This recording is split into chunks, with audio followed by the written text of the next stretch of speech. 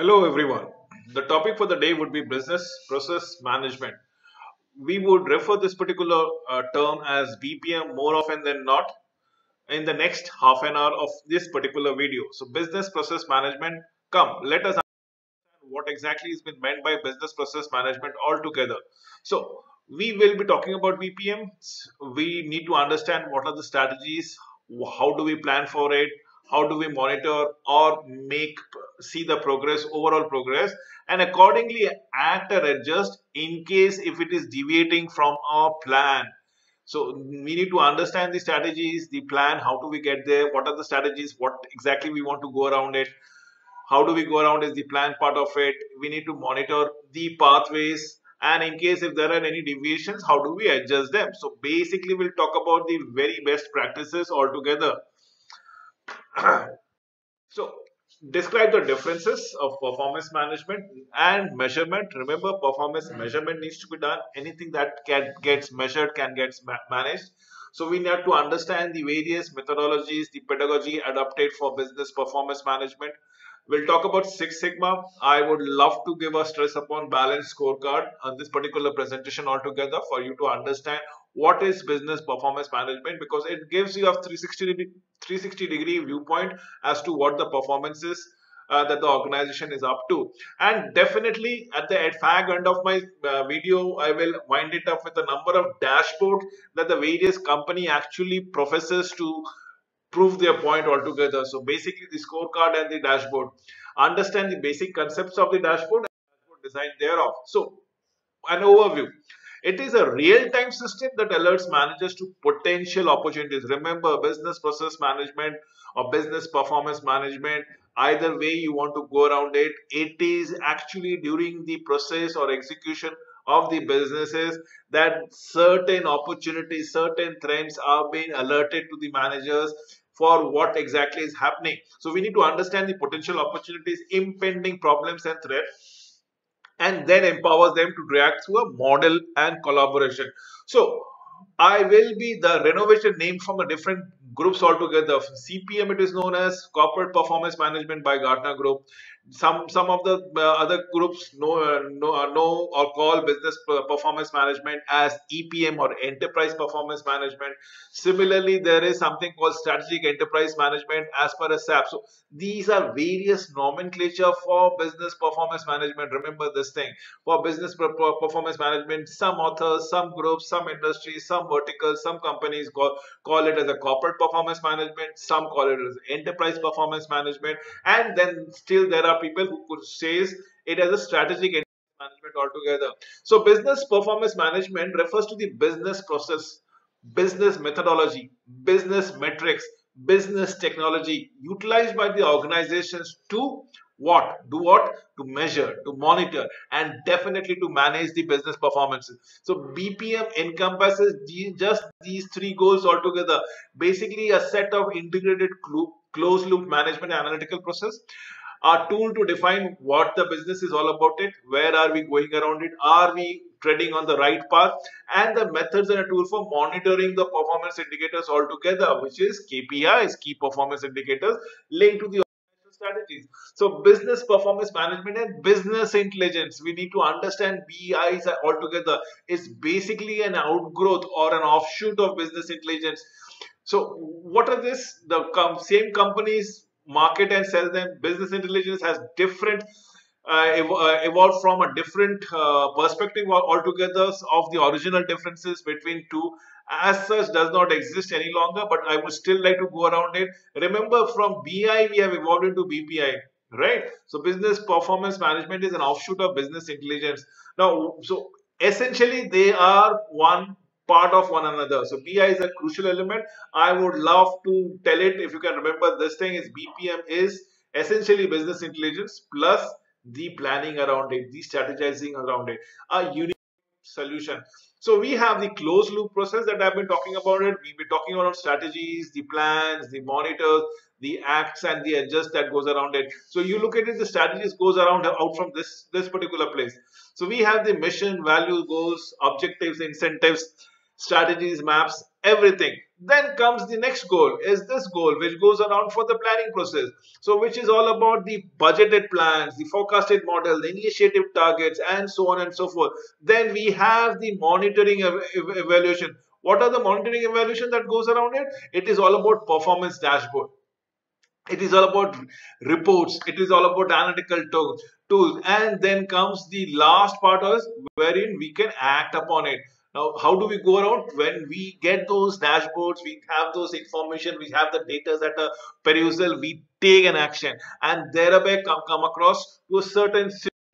So strategize. Where do we want to go? Absolutely. So what do we want to do? We need to plan it out. Look at the pictograph that I've been trying to evolve to ascertain in your mind what exactly I wanted to say. So we need to understand the current situation. We need to determine the planning horizon, the time duration that we have to achieve a certain objective. Conduct an environmental scan. Identify crucial success factor. Remember to do a gap analysis. Remember never to forget a strategic vision. Have a strategy in your place. Identify the objectives and the goals around it. So how do we strategize? What are the objectives? It is a broad statement. It gives me a brief overview as to what we see ourselves in 5 years, 10 years, 20 years time. Prescribing the targeted directions for an organization. The strategic goal is the quantified objectives in a time period altogether. Strategic vision, the picture or a mental image of what the organization should look like in the future. Critical success factor is CSF, which we keep on saying around it. Key factors that delineate the things that an organization must absolutely must excel in and to be successful. So what are the four strategy gaps that can be go around in PDCAs if you look into the activities? First is communication. Is the communication distilled clear throughout the organization? Please understand this. Are there everything is called in aligned? Are they working in tandem, in conjunction with one another? What are the rewards that we go talking about it? Are we all focused into the core element? Is something which is the growth, the objective, the goals in mind, and last but not least is the resources. How do we utilize this? Remember, 90% of the organization fails to execute this strategy because of these four strategy gaps: communication, alignment, focus, and so we will go into the PDCA Act altogether, the operational planning plan that translate into the required strategies altogether. So what do we go around it? We need to remove everything that is transcending or becoming an objections to our execution altogether. So we have to have a well-defined tactics, well-defined initiative, resources requirement, and expected result. Operational plan can be tactic centric, can be budget centric. It can be tactic when it is operationally focused and budget centric when it's financially focused. So how do we get the financial planning and budgeting? An organization's strategic objectives and key metrics should be from top-down approach rather than from bottoms-up approach. We should be forward-looking and it should be percolated from the top as to what the management is thinking towards the direction of the organization. Resource allocation should be carefully aligned with the organization's strategic objective. Tactics in order to achieve successes. Now comes the second concepts of monitoring, or how do we go around it? We have to understand. We have done the strategized part of it. We have done the planning part of it. Now monitoring is all about which we need to keep a focus upon. So what to monitor is CSF, or the critical success factor, and the goals and the target, the small milestone, the daily milestone, the weekly milestone, the monthly milestone.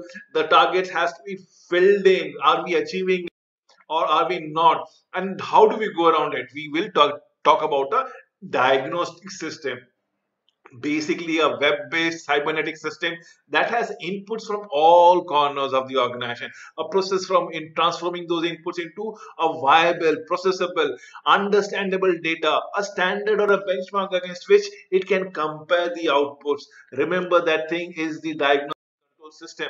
So how are we doing it? Do we have those variance alliances? Do we know where the gaps have been filled? What are the vast majority of exception analysis focuses on negative variances? When functional groups or departmental fail to meet their target, rarely are positive variances, review for potential opportunities, and so on and so forth. So this is what we talk about it. What was the standard set and what are the actuals? Are if there are any variances, we need to monitor them. We need to adjust the requirement.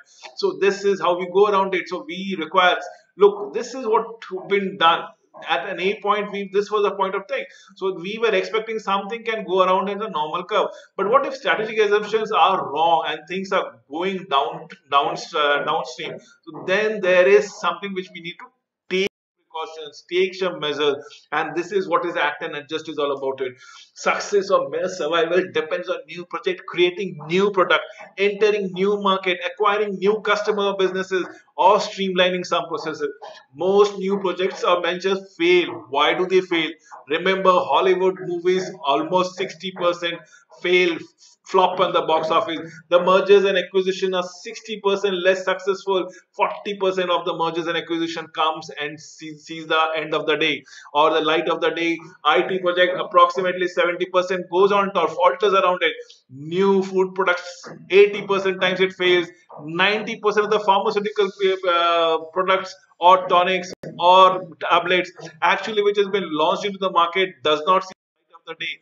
So what do we go around it? Act and adjust. What do we need to do differently?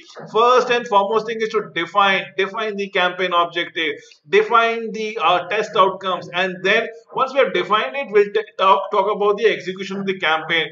Once we have executed it, we need to track the metrics as to what are the feedback that has been percolating, what are the feedback that can be improved upon it. If we can improve it, we are doing nothing but the evaluating the campaign effectiveness, and probably this is where we learn and refine, come up with a newer campaign. So if you look into it, this is a circular effect that keeps on happening again and again. This goes happening again and again, which is mentioned with the Harris closed loop of marketing model together. So act and adjust. What do we do to need differently? Research finding says only 20% of the organization utilizes IPMS or integrated performance management system.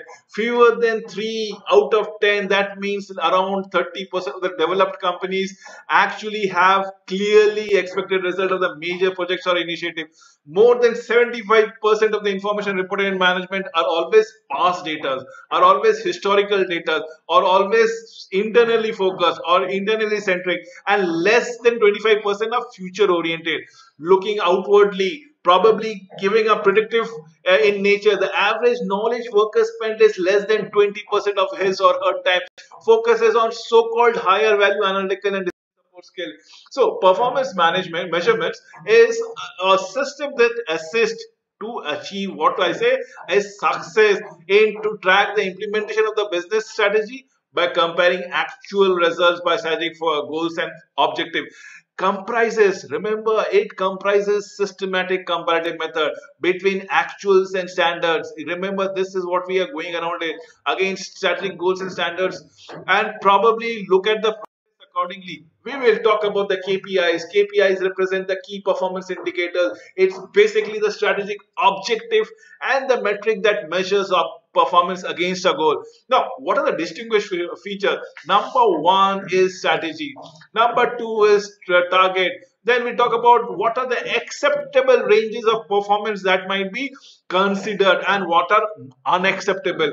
Based upon this, we do the encoding part of it, the time frame of it, the benchmark of it from the best of the industry. We benchmark and talk about the KPIs.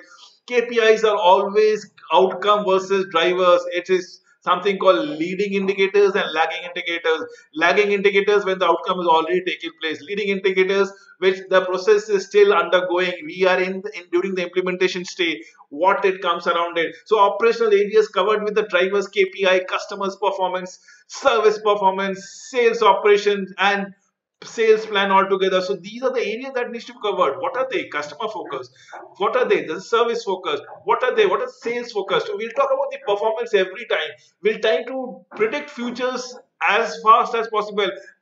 And if our prediction skills become accurate, if we actually achieve the goals, we are improving. So problem exists. problem exists in the existing performance measurement system. The most popular system in use is the BSC. Remember, at the very beginning of this particular video, I said this is the most valuable terms called BSC or balanced scorecard. 50 to 90% of all companies, remember, all companies of Fortune 500, in fact 100% of the companies would be utilizing or implementing balanced scorecard. Balanced scorecard methodology is a holistic vision of measurement system tied to strategic direction of an organization. Is based on the four perspective views of the view: financial measurement, supported by customers, supported by internal processes, supported by learning and growth metrics. This is all about the financial part, and I have those pictograph in my subsequent, which I'll show it to you as to what a balanced scorecard look like. So drawbacks. Now we need to understand the drawbacks using financial data. Financial data can be manipulated. Remember this thing. First and foremost, it can be manipulated in a way where during its presentation, data never tell lies, but the way you present those data actually makes sense, which might be at times nonsensical. So financial measures are usually reported by organized structure and not processes that produces them. So this is what I'm trying to tell it to you. The way of presentation matters a lot. Financial measures are lagging indicators because outcome has already come across. So it is a lagging and not a leading indicators telling us what happened and not why it happened or what is likely to happen in the future. Financial measures are often the product of allocations altogether that are not related to the underlying process that generate them. This is very true. So they are often part of an allocation that are not there out here. Financial measures are focused on the short-term returns at times. So this we need to understand time and performance measurements. Now, what are the good performance measurement? It should be focused on the key factor. Look at the key factor that I've told it to you. The key factors need to be done across. We need to measure them. Be a mix of both past, present, and definitely future. Balances the need of a stakeholders, employer, partner, supplier, etc. Start at the top, trickle down to the bottom. Have targets that are based on research, that are based on reality rather than on an ad hoc fashion and an note that we go around it. So business performance methodology and effective performance measurement should always be from top driven. See, it's a top level strategic management. Always identify opportunities and the problem, strength and weaknesses. Based on strength and weaknesses, should always prioritize. Remember, prioritize and definitely allocate resources accordingly. You have to change measurement as on when on required. We need to understand such thing time often than not. We'll talk about change measurement when underlying processes and strategies changes. Delineate responsibilities. Understand actual performance related to the responsibilities. The rewards that is there, that is gone there. So we need to understand the performance measurement as to how decentralized or centralized it is all about it. Take actions to improve the processes, the procedures when the data is warranted. Plan, forecast in a more reliable and a timely fashion. That is what is very much important and very much required time of the day. Now, we'll talk about the balanced scorecard in details. Did I say I will show you a particular slide which will be exemplified as to the pictograph of what balanced scorecard is all about it? Balanced scorecard is a performance measurement and management methodology that helps to translate an organizational. Remember, this is very true and very important. Financial, customers, internal processes, and learning and growth. These four things is all what is required. I have also stated 50 to 90% of the leading companies manage, utilizes, implements balanced scorecard methodology. In fact, all of the 100% of the Fortune 500 companies utilizes balanced scorecard methodology. So this is very true. The four aspects are all of finances, the customers, the internal process, and the learning and growth probabilities. Remember, it is in Harvard Business Review 1992. The balance code measures that drive performance. Now is that moment of truth. This is the slide, the pictograph that I've been talking around it. If you look at it, we have the financials, we have the customers, we have the internal businesses, we have the learning and growth. Now look at those arrows that I've given out here. Everything is an integrated and related to one another, and that is what relates to the vision and strategy of the business process for business performance management we are around it. So business performance methodology, the meaning of balance is to have design overcome limitation to the system that are financially focused.